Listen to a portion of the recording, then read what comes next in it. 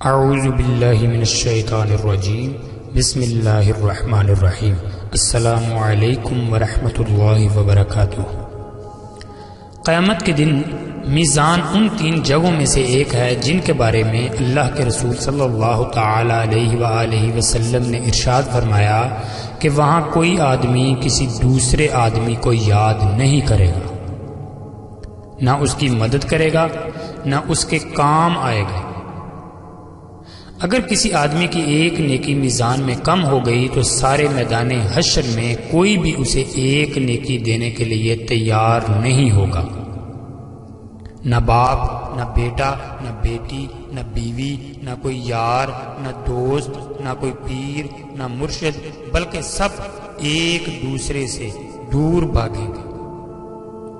سب سے آخری اور مشکل ترین مرحلہ صراط کا ہوگا۔ ہر آدمی کو پل صراط سے ہی گزر کر جنت میں جانا ہوگا۔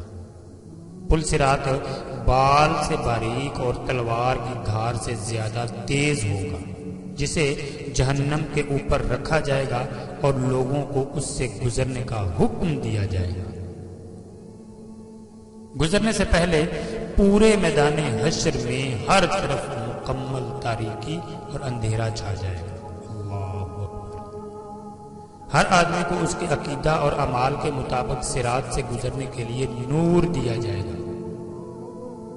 اہل ایمان کو 2 نور کی مشعلیں دی جائیں گی، بعض کو 1 مشعل دی جائے گی، بعض لوگوں کو ٹمٹماتے چراغ کی طرح روشنی دی جائے گی، حتیٰ کہ سب سے کم درجہ اس شخص کا ہوگا جس کے پاؤں کے انگوٹھے پر روشنی ہوگی۔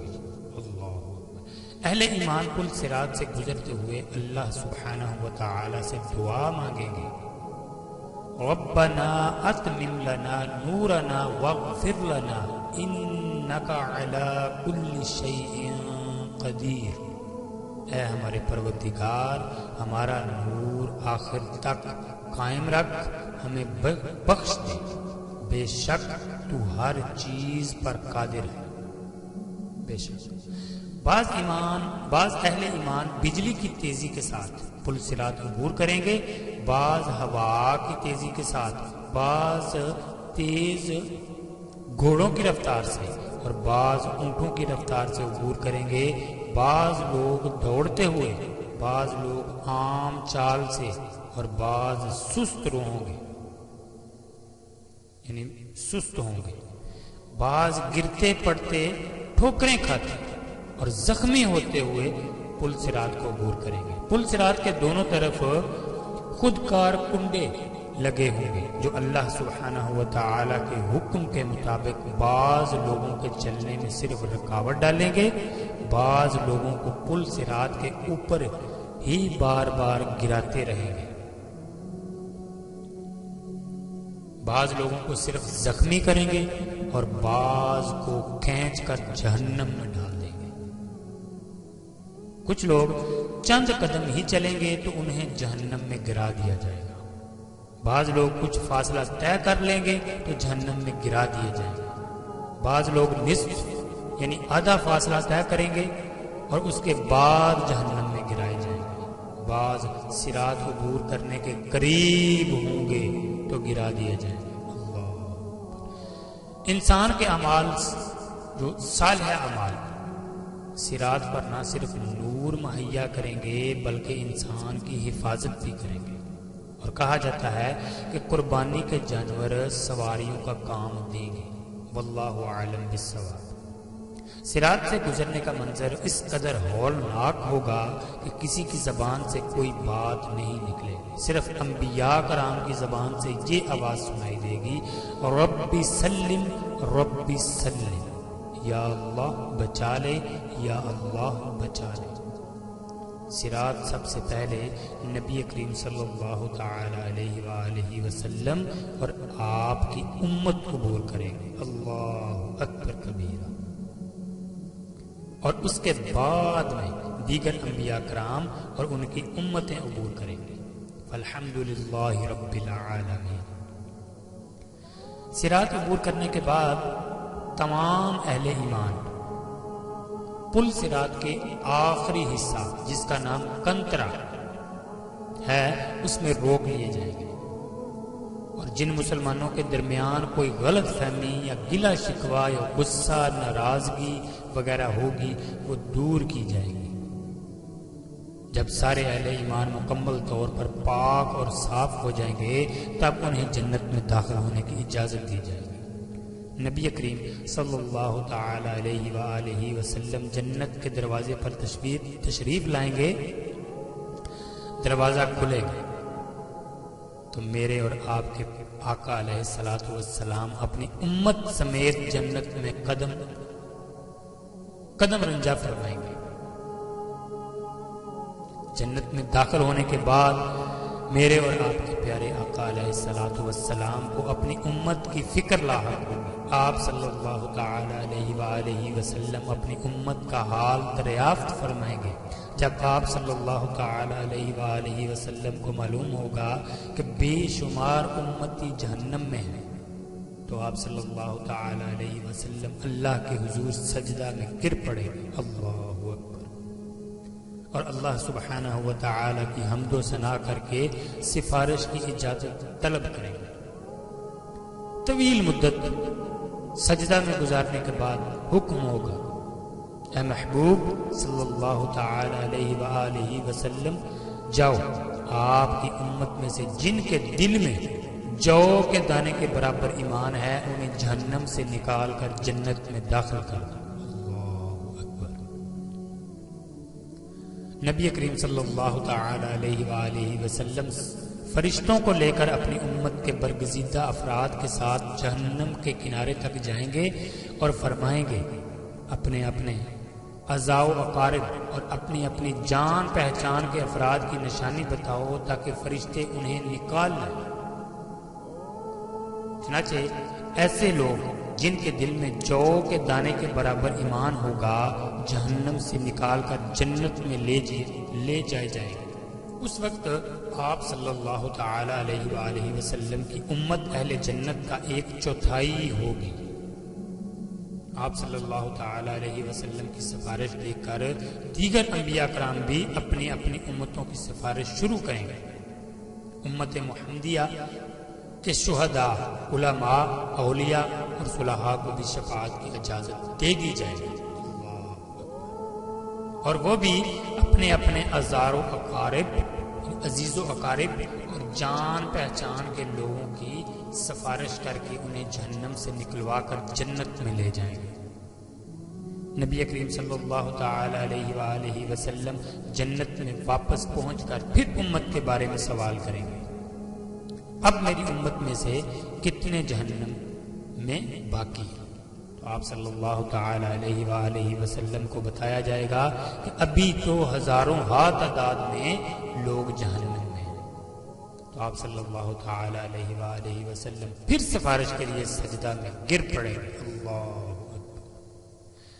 اذن شفاعت ملے گا کہ آپ صلی اللہ تعالی علیہ وآلہ وسلم کی امت کے وہ افراد جن کے دل میں چیونٹی یا رائی کے برابر ایمان ہے انہیں بھی نکال لو اور جنت میں داخل کر دو۔ تو میرے اور آپ کے آقا علیہ الصلوۃ والسلام حسب سابق امت کے علماء، اولیاء اور صلحاء کو ساتھ لے کر جہنم کے کنارے پہنچیں گے اور رائی کے برابر ایمان والوں کو جہنم سے نکال کر جنت میں داخل کر دیں گے، جنت میں لے جائیں گے۔ تب آپ صلی اللہ تعالی علیہ وآلہ وسلم کی امت اہل جنت کی 1/3 ہو جائے گی۔ آپ صلی اللہ تعالی علیہ وآلہ وسلم پھر استفسار فرمائیں گے کہ میری امت کے کتنے افراد ابھی بھی جہنم میں ہیں؟ تو آپ صلی اللہ تعالی علیہ وآلہ وسلم کو بتایا جائے گا کہ ابھی تو ہزاروں امتی جہنم میں ہیں۔ تو آپ صلی اللہ تعالی علیہ وسلم اذن شفاعت کے لیے پھر سجدہ ریز ہو جائیں گے، اللہ سبحانہ و تعالی کی حمد و ثنا کریں گے۔ آپ صلی اللہ تعالی علیہ وآلہ وسلم کو پھر اذن شفاعت ملے گا کہ چیونٹی یا رائی سے کم درجہ کے ایمان والوں کو بھی جہنم سے نکال لو اور جنت میں داخل کر دو۔ اذن شفاعت ملنے پر آپ صلی اللہ تعالی علیہ وآلہ وسلم پھر فرشتوں کی معیت میں اپنی امت کے علماء، فضلاء، اولیاء اور صلحاء کے ساتھ جہنم کے کنارے پہنچیں گے اور امت کے ان افراد کو جہنم سے نکلوائیں گے جن کے دل میں رائی سے بھی کم درجہ کا ایمان ہوگا۔ تب آپ صلی اللہ تعالی علیہ وآلہ وسلم کی امت اہل جنت کے نصف تعداد کے برابر ہو جائے۔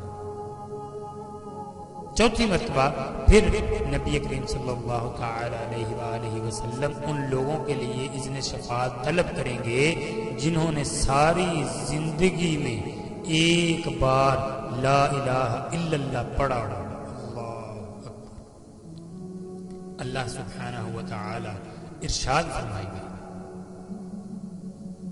اللہ سبحانہ و تعالی ارشاد فرمائیں گے